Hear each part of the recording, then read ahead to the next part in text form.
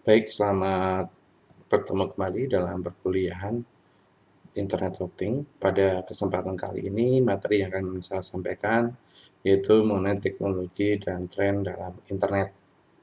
Baik, kita mulai saja perkuliahan kita. Jadi, layout konten kita nanti untuk presentasi ini akan ada sejarah dari internet, kemudian teknologi yang ada dalam internet. Kita akan mengenal beberapa macam teknologi dan fasilitas yang membentuk dan yang dapat digunakan melalui jaringan internet. Kemudian kita mengenal ada cloud computing atau komputasi awan, kemudian ya ini 2014 sampai dengan 2020, inilah bagaimana nanti tren internet ini kita ada IoT, wearable device, virtual reality, augmented reality, maupun yang lainnya.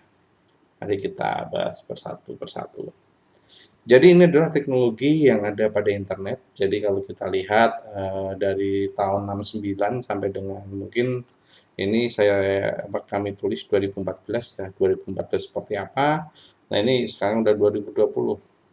Jadi nanti di sini dari 2014 sampai dengan 2020 ini nanti ya kita akan mengenal berbagai macam teknologi seperti virtual reality, augmented reality. Nah, kita lihat dari tahun 69 ada ARPANET di sini. Kemudian muncul di 73 nanti ada pengenalan FTP atau File Transfer Protocol dan TCP/IP. Kemudian kita mengenal Ethernet. Kemudian di tahun 82 internet ini mulai booming ya, mulai digunakan secara luas di sini nanti. Kemudian di tahun 90-an kita akan mengenal namanya World Wide Web di situ, jadi www itu mulai dikenal. Kemudian tahun 94 berbagai macam browser dan layanannya ada Netscape, kemudian ada Yahoo, ini seperti search engine, kemudian ada Amazon di situ. Kemudian di tahun 95 mulai muncul lagi ada eBay.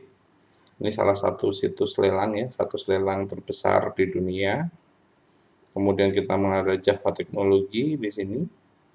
Tahun 98 muncul Google, tahun 99 ada MySpace, kemudian ada Napster, kemudian di sini kita nanti mengenal media-media sosial ini ya.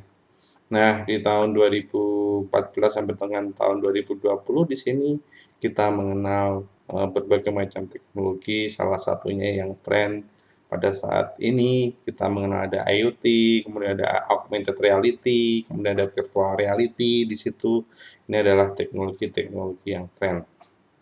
Ini adalah mengenai timeline dari internet dari tahun 69 sampai dengan saat ini. Nah, saya rasa semuanya pasti sudah pernah mengenal Facebook, Bing, kemudian YouTube, Twitter, Skype, dan sebagainya. Pasti semuanya sudah mengenal di situ. Baik ya, kita lanjutkan ke slide berikutnya. Nah, ini adalah penjelasan. Jadi dari tahun 61 kali ini kita mengenal ada paket switching di sini. Jadi bagaimana kita mengirimkan data dengan konsep paket switching, di mana data itu dipecah-pecah dalam bentuk paket, kemudian dikirimkan. Nah, kemudian nanti dari pengirim bisa diterima oleh penerima. Lah paket ini adalah paket data di situ nanti ya. Nah, kemudian ada ARPANET. Jadi ini pertama kali bagaimana mengirimkan data. Di sini awalnya jaringan digunakan untuk mengirim pesan dari lab University of California ke Stanford Research Institute di situ. Nah, dari sini nanti berkembang sampai di 2020 ya. Bagaimana kita bisa mengirimkan data dari satu tempat ke tempat lain dalam waktu yang singkat di situ. Nah, ini ada standar tadi Ethernet. Jadi standar Ethernet di sini adalah sebuah hardware yang nantinya digunakan untuk menghubungkan satu komputer dengan komputer yang lain di situ. Ini adalah timeline lanjutan dari gambar yang tadi. Kemudian ketika kita melakukan komunikasi itu sama halnya nanti komputer juga akan melakukan komunikasi itu menggunakan yang namanya protokol atau aturan. Seperti contoh ketika kita berkomunikasi satu orang dengan orang lain pasti menggunakan satu protokol agar apa? Agar komunikasi itu bisa berjalan. Protokolnya apa? Salah satu contoh adalah bahasa harus sama gitu. Nah, di dalam komunikasi melalui jaringan internet itu nanti protokol ini juga digunakan supaya apa? Supaya di sini nanti satu komputer dengan komputer yang lain itu bisa berkomunikasi. Oleh karena itu di sini protokol ini harus disepakati secara bersama-sama dalam satu kondisi di situ nanti. Nah, contoh di dalam internet kita nanti akan mengenal adanya TCP/IP di situ. Jadi apa itu TCP/IP ini nantilah yang mengatur bagaimana data, bagaimana komputer itu bisa berkomunikasi satu dengan yang lainnya di sini.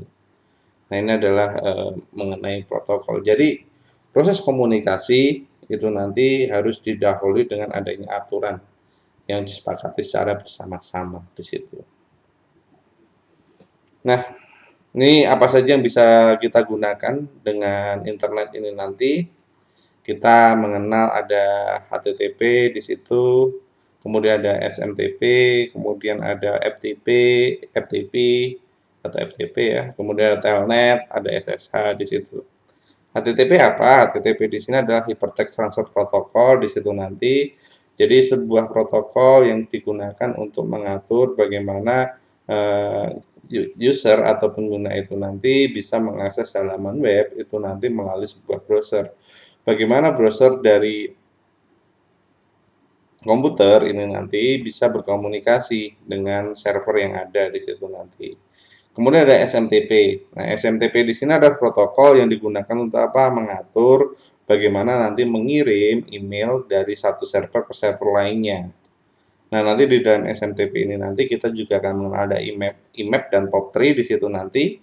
Jadi IMAP dan POP3 ini juga satu protokol, tapi di sini adalah protokol yang digunakan untuk mengirim email dari server ke klien di situ nanti. Biasanya kalau kita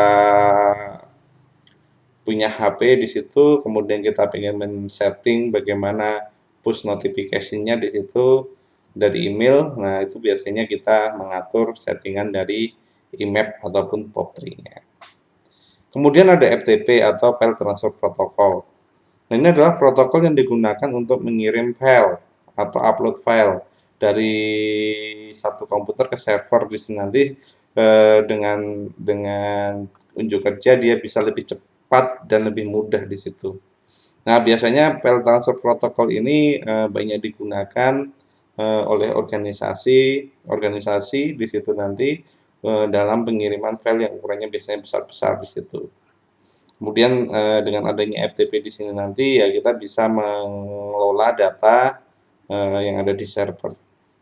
Kemudian ada Telnet dan SSH di sini itu adalah sama-sama sebuah protokol aturan yang digunakan untuk mengendalikan komputer dari jarak jauh atau menggunakan remote. Nah, di sini Telnet dan SSH di situ.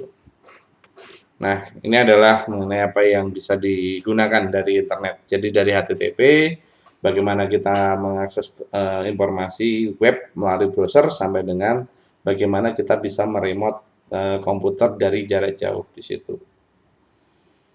Kemudian yang paling sering kita gunakan tentunya adalah protokol HTTP di situ.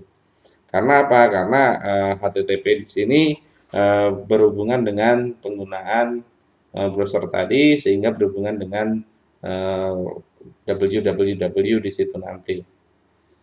Nah, jadi kita bisa lihat ya nanti bagaimana perkembangan dari web ini nanti, kemudian teknologinya. Nah, kalau sekarang teknologi web itu sudah menggunakan HTML5 dan CSS3 dan JavaScript di sini mungkin sudah berkembang lagi. Nah, berkembang lagi lebih hebat, lebih canggih. Kemudian bagaimana kesediaan informasi? Nah, ini web sudah mencapai web 3.0. Nah, nanti bedanya apa sih web 3.0, web 1.0 ataupun web 2.0? Nah, nanti kita bisa lihat perbedaannya. Ini mengenai HTML5, CSS3 maupun JavaScript di situ ya. Jadi kita bisa lihat penggunaan HTML5 ini merubah beberapa fitur yang lama. Jadi fitur-fitur yang lama ini diupdate, kemudian ditambahkan di dalam HTML5 ini. Itu seperti contohnya adalah kita tidak perlu lagi bagaimana menampilkan video ataupun audio itu harus menggunakan flash. Jadi sudah ketika browser kita sudah mendukung HTML5, ya udah kita nggak perlu flash lagi. Kita mau buka video dari web atau memutar audio dari web itu sudah langsung bisa diputar. Kemudian membuat animasi interaktif itu juga lebih banyak caranya. Salah satunya kita menggunakan kanvas. Nah, kanvas ini sudah disediakan di dalam HTML5. Kemudian mengatur atau membuat gradasi dan bayangan pada objek di situ nanti kita nggak perlu lagi menggunakan bantuan gambar gitu ya. Ya kita sudah cukup menggunakan ini CSS3-nya di sini. Nah ini beberapa contoh gitu ya, contoh. Kemudian yang paling menarik di sini adalah dukungan aplikasi mobile.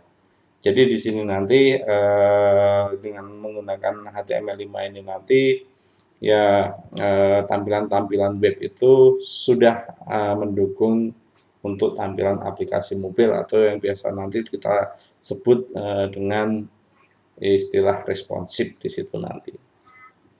Kemudian di sini contoh ya ini audio dan video dalam HTML di sini nanti. Jadi HTML5 ya. Jadi kita bisa lihat sebelum menggunakan HTML5 ketika kita mau memutar YouTube itu kan pasti kita suruh diminta untuk memasang flash player-nya.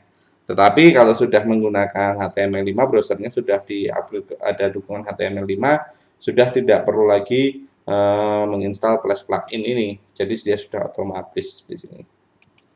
Kemudian ini contoh ya, bikin pengaturan animasi di sini nanti di mana animasi ini bisa lebih interaktif di situ. Nah, apalagi sekarang di era pandemi ini banyak sekali website-website yang menampilkan virtual tourism di situ. Jadi kita tidak perlu lagi berwisata secara real, namun kita berwisata secara virtual di sana.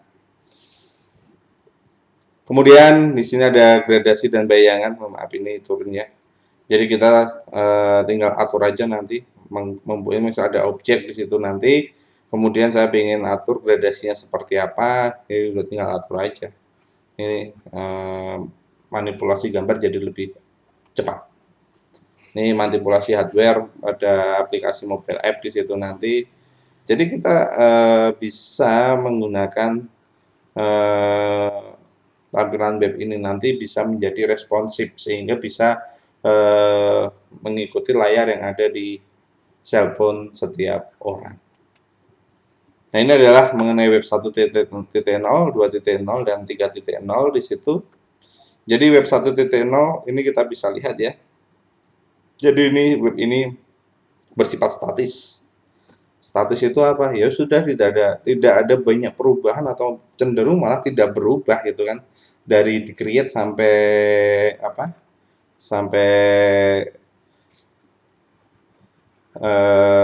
jalan itu ya sudah seperti itu. Jadi konten web hanya berisi apa yang dibuat oleh pembuatnya.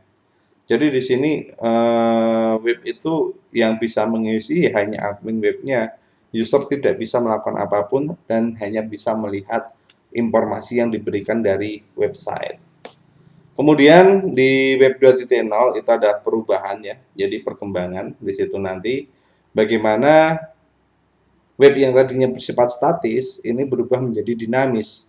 Kemudian sudah mulai mengenal yang namanya user generated content. Jadi maksudnya apa? Jadi di sini yang membuat konten itu adalah user itu sendiri, bukan dari admin webnya, tapi user bisa meng-create. Contohnya apa sih di situ? Contohnya ya sosial media, kemudian blogs. Jadi sudah ada penyedia layanan blogs, kita bisa mengisi berita sesuka kita di situ. kemudian forum-forum di internet di situ kan. Nah, ini adalah yang disebut dengan user generated content.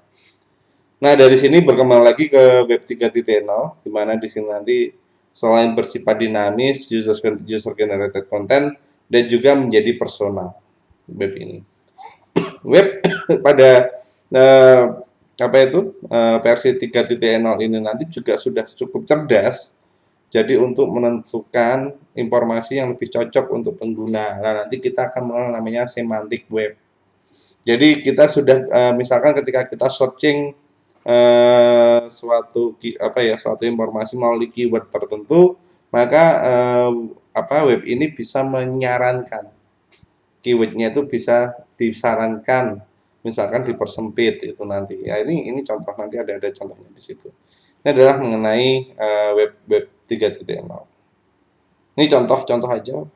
Jadi web 1.0 yang mungkin sekarang masih ada juga ya. Jadi hanya memberikan informasi satu arah. Contohnya ya web-web untuk informasi sekolah, kemudian web-web di universitas. Kadang kan menampilkan informasi searah saja tanpa kita bisa meng-create di situ. Kemudian web 2.0 di situ contohnya tadi ya ada Blogspot di situ, Kompasiana, WordPress. Jadi di situ memberikan kesempatan kepada pengguna untuk membuat artikelnya sendiri. Kemudian Facebook, Twitter, Instagram, apalagi ya banyak ya, Pinterest dan sebagainya di situ. Jadi bagaimana YouTube itu juga ya, itu bagaimana mengizinkan penggunanya itu untuk saling berinteraksi melalui posting dan komentar yang ada. Itu adalah contoh web 2.0. Nah, kemudian di web 3.0 nih, di mana di sini nanti kita bisa lihat ya dengan semantik. Nah, dukungan semantik di situ nanti contoh Google itu bisa memberikan rekomendasi pencarian sesuai dengan profil pencarian sebelumnya. Jadi di sini kita bisa lihat di situ.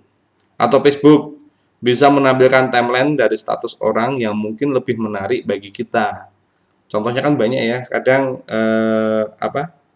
ada nama di kontak kita, kemudian tapi kita belum berteman di Facebook, tiba-tiba Facebook bisa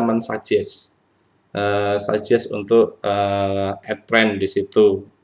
Atau bisa juga misalkan ketika kita habis menonton iklan di salah satu layanan marketplace di situ, kemudian Facebook juga bisa menampilkan. Nah, itu contohnya. Kemudian ada juga news 360 di situ nanti 360. Nah, di situ kita bisa lihat bagaimana menampilkan topik dan model berita yang sering kita baca. Itu adalah contoh-contohnya untuk web 3.0. Nah, kemudian kita akan masuk ke beberapa layanan di dalam internet pada tren saat ini, yaitu yang pertama kita mengenal istilah cloud computing atau komputasi awan. Nah, komputasi awan ini adalah metode komputasi yang bergantung pada internet. Kenapa bergantung pada internet? Karena apa? Pengguna itu tidak perlu lagi menginstal aplikasi selain web browser, jadi aplikasi-aplikasi lain di komputernya. Nah, cukup menggunakan web browser, kemudian berbagai macam aplikasi sudah disediakan oleh penyedia layanan cloud computing. Contohnya apa? Contohnya misalkan ketika kita tidak memiliki Microsoft Office. Nah, kita masih bisa melakukan proses editing, itu misalkan Google ada Google Doc di sana. Jadi kan kita tidak perlu menginstal Google Doc-nya, yang kita install adalah browsernya. Kemudian kita bisa akses Google Doc tersebut. Atau Microsoft Office yang online di situ. Nah, ini contoh-contoh adalah contoh cloud computing. Jadi kita tidak perlu lagi menggunakan aplikasi yang terinstall pada komputer kita kecuali web browser. Oleh karena itu apa? Kenapa komputasi awan ini bergantung pada internet? Ya, karena tadi kita harus mengakses aplikasi-aplikasi ini melalui jaringan internet. Kenapa disebut dengan cloud computing? Nah, karena di sini pengguna itu tidak mengetahui infrastruktur pendukungnya. Jadi tidak akan mengetahui ini infrastrukturnya seperti apa, tetapi cukup menggunakan layanan yang telah disediakan saja. Nah, itu istilahnya cloud awan. Jadi apa yang terjadi di awan itu tidak kelihatan gitu. tetapi kita bisa rasakan. Contoh kan hujan, kita nggak tahu apa yang terjadi di dalam awan itu, bagaimana bisa menjadi hujan itu kan. Tapi kan yang kita rasakan adalah tiba-tiba kalau mendung, kemudian ada hujan di situ kan, nah ada air. Nah, dalam komputasi awan ini nanti biasanya kita akan kategorikan beberapa layanan, nanti ada software as a service, kemudian platform as a service, dan infrastruktur as a service di situ nanti. Ini adalah mengenai layanan yang akan diberikan dalam komputasi awan.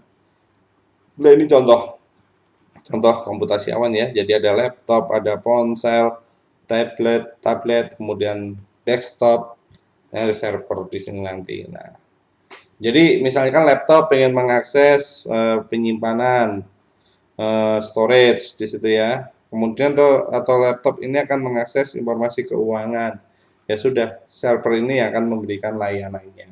Jadi kita tidak perlu menginstal aplikasi keuangan, tetapi sudah ada di sini, gitu ya. Ini contoh dari cloud computing. Nah, kita lihat perbandingan dari software as a service, platform as a service, dan infrastructure as a service. Nah, ini kalau kita lihat yang tradisional IT itu adalah sebelum menggunakan teknologi cloud computing, di mana dari networking sampai dengan application, di situ nanti yang memanage adalah kita sendiri. Bikin jaringan sendiri, menyusun storage-nya, bikin servernya, kemudian membuat virtualisasinya, install operating system, kemudian dari middleware, kemudian ada runtime, data, application, ya udah kita sediakan sendiri semuanya. Nah, dengan menggunakan traditional IT ini tentunya adalah biaya investasi yang dikeluarkan itu cukup mahal. Contoh ketika kita harus meng-create server. Nah, untuk meng-create server di situ nanti diperlukan ruangan yang benar-benar spesifik dari suhu udaranya, kemudian luasannya, ini kan kita harus atur karena tidak boleh sampai terlalu panas. Kemudian selain itu, ya kita harus menyediakan sumber listriknya juga. Sumber listrik ini harus tersedia 24 jam 7 hari. Jadi tidak boleh terputus. Kalau terputus, nanti layanannya juga akan terputus. Bisa dibayangkan, cost yang dikeluarkan untuk tradisional IT ini berapa. Kemudian muncul teknologi cloud computing ini. Jadi kita cukup berlangganan saja. Nah, contoh nanti di dalam cloud computing mengenai ada infrastruktur as a service, berarti di sini nanti penyedia layanan cloud computing ini sudah menyediakan dari sisi networking, storage, server, virtualization, sampai dengan operating system ini sudah disediakan oleh penyedia layanan cloud computing. Nah, kita tinggal mengatur yang ininya saja. Dari backend operating system, middleware, runtime, data, dan application ini kita atur. Atau di sini platform as a service. Nah, ini malah kalau di sini nanti sudah disediakan semuanya. Jadi sudah disediakan, tinggal data dan aplikasinya aja kita yang create. Atau software as a service. Nah, ini benar-benar sudah disediakan semuanya. Kita tinggal menggunakan. Nah, tinggal kita memilih yang mana. Apakah infrastruktur, platform, atau software. Itu adalah mengenai perbandingan ketiga hal tadi. Nah, ini contoh ya. Contoh-contohnya aja. Kemudian ini beberapa perusahaan yang menyediakan layanan-layanan mengenai cloud computing, ada Google, kemudian ada Azure, kemudian ada Soho, kemudian ada Amazon. Ini banyak sekali. Nah, ini contoh kalau hardware di situ nanti. Nah, infrastruktur ini Amazon ini lengkap juga ini ya. Amazon as a Service, kemudian ada Rackspace Cloud, kemudian ada Jonet di situ. Kemudian kalau platform di situ nanti ada Google Apps Engine, kemudian ada Porsche.com, kemudian ada Windows Azure, kemudian software ada Google App dan sebagainya. Jadi ini adalah layanan-layanan yang bisa digunakan di dalam teknologi cloud computing. Nah, kalau ada cloud, nanti bagaimana? Apa yang perlu kita ini? Jadi ketika sudah menggunakan cloud di situ nanti ya kita bisa mengatur aplikasi dan server kita sendiri tanpa kita harus membeli. Kita cukup sewa saja di sana. Sewa, kemudian kita create apa kita config sendiri, kemudian di sini nanti tentunya biaya sewa dengan biaya investasi sendiri itu tentunya lebih mahal investasi sendiri. Nah, jadi di sini contoh ya. Jadi dengan adanya cloud ini nanti ya kita bisa memulai bisnis online dengan modal yang minim di situ. Ini adalah beberapa contoh dari SaaS, PaaS dan IaaS di situ nanti. Nah, ini bisa kita apa? Kita lihat. Nah, ini beberapa tren ya 2014 sampai dengan 2020 lah. Ini masih relevan di sini ada Internet of Things. Jadi bagaimana nanti menghubungkan devices yang ada atau yang sering kita gunakan dalam sehari-hari dengan internet. Dari yang sudah saya ceritakan ya ada mesin cuci, lemari es, AC ataupun yang lainnya bisa kita hubungkan. Kemudian kita mengenal ada wearable device. Jadi wearable device di sini adalah alat-alat yang bisa kita pakai. Nah, biasa kita pakai, bisa kita gunakan, itu bisa terhubung dengan internet. Contohnya paling sederhana adalah smartwatch. Dulu jam tangan itu mungkin berpikir hanya menunjukkan waktu, tetapi sekarang jam tangan itu multifungsi. Selain menunjukkan waktu, juga bisa digunakan untuk hal-hal yang lain, misalkan membantu untuk deteksi apa alat-alat yang vital ya di tubuh kita, misalnya jantung gitu kan. Detak jantung kita itu berapa BPM atau tekanan darah di situ nanti bisa kita ukur. Nah, ini bisa kita gunakan untuk memantau perkembangan kesehatan. Kemudian bisa membantu juga jam tangan ini misalkan memberikan notifikasi email ataupun pesan-pesan di situ nanti. Kemudian ada augmented reality. Nah, augmented reality ini paling gampang contohnya itu adalah game Pokemon Go di situ. Bagaimana kita diminta untuk mencari karakter-karakter yang ada dalam Pokemon di situ secara real ya, secara nyata. Ada di mana-mana disebar gitu kan karakternya di situ. Ya itu contoh augmented reality. Jadi augmented reality di sini adalah menghubungkan antara dunia nyata dengan dunia maya. Dunia mayanya apa? Dunia maya di sini adalah karakter virtual. Kemudian dunia nyatanya adalah lingkungan di sekitar kita secara real. Itu contohnya game Pokemon Go. Kemudian kita mengenal lagi ada big data, machine learning algorithms di situ. Jadi kita bisa mengumpulkan banyak banyak data, kemudian kita pelajari, mesin suruh mempelajari, kemudian bisa memberikan satu informasi. Kemudian mobile health di situ, mHealth teknologi. Jadi bagaimana menggunakan telepon seluler kita itu menjadi teknologi yang bisa membantu di dalam menyarankan pola hidup sehat dan bagaimana memonitoring kesehatan gitu kan. Kemudian ada e-learning. Nah, ini karena pandemi e-learning ini menjadi salah satu strategi di dalam proses pembelajaran.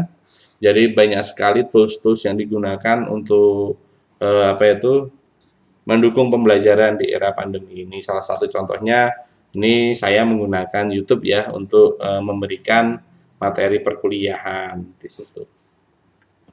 Ini contoh Internet of Things, kemarin sudah saya ceritakan banyak ya, dari vehicle, kemudian agriculture, energy, security, surveillance, dan sebagainya. Ini bisa kita kontrol di situ nanti. Jadi kita bisa lihat saat ini bagaimana perkakas atau barang-barang yang sehari-hari kita gunakan itu bisa terhubung dengan internet dan dikendalikan secara online di situ nanti. Nah, ini sangat-sangat menarik. Ini wearable device yang tadi saya ceritakan ya, dari jam tangan, dari kebanyakan jam tangan, kemudian kacamata, baju dan sebagainya. Nah, itu bisa menjadi satu alat yang digunakan untuk membantu bagaimana menyelesaikan permasalahan. Kemudian contoh yang lain augmented reality di sini. Nah, ini contoh misalkan ada toko furniture di situ pengen menjual produk barangnya. Nah, di sini sebelum membeli pelanggan bisa mencoba-coba dulu. Misalkan ini ruang tamunya ya, ruang tamu pelanggannya itu ya. Nah, di sini kosong nih, kemudian ini real kan ada lampu di sini. Nah, kemudian saya arahkan ke ruangan ini, kalau saya kasih sofa seperti ini cocok atau tidak, kasih sofa seperti ini cocok atau tidak. Kalau cocok bisa kita beli langsung gitu kan. Ini contoh augmented reality. Atau misalkan untuk mencari lokasi tempat makan ataupun yang lainnya. Kemudian di sini ada big data dan machine learning. Di situ nanti bagaimana mengolah banyak data untuk menghasilkan pengetahuan. Kemudian pengetahuan yang dihasilkan dapat digunakan untuk memberikan rekomendasi. Kemudian apa itu? Dari rekomendasi-rekomendasi ini nanti tentunya bisa membuat sebuah keputusan yang tepat. Itu mengenai big data. Ini mobile health di situ ya. Jadi bagaimana kesehatan itu sudah teknologi kesehatan berada di perangkat telepon kita. Jadi bisa untuk ngitung tekanan darah di situ, nanti diastolnya berapa, siastolnya berapa. Kemudian nanti mungkin ada teknologi yang lain untuk baca detak jantung ataupun yang lainnya di situ. Kemudian ini adalah e-learning platform. Di sini ya kita bisa menggunakan berbagai macam platform e-learning yang tersedia di internet di situ nanti. Nah, kita bisa menyebarluaskan pengetahuan-pengetahuan melalui media elektronik. Baik, saya rasa itu dari pertemuan kita. Jadi kalau kita lihat tren dari internet itu dari tahun 69 sampai sekarang ini mengalami perkembangan cukup pesat, dan sekarang internet ini menjadi salah satu kebutuhan yang bisa dibilang sudah kebutuhan primer, bukan kebutuhan sekunder lagi. Karena apa? Sekarang kalau kita sudah tidak bisa akses internet, pasti juga kadang mengeluh seperti itu. Oke, terima kasih. Sampai jumpa di lain kesempatan. Selamat belajar. Semoga apa yang saya sampaikan bisa diterima. Terima kasih.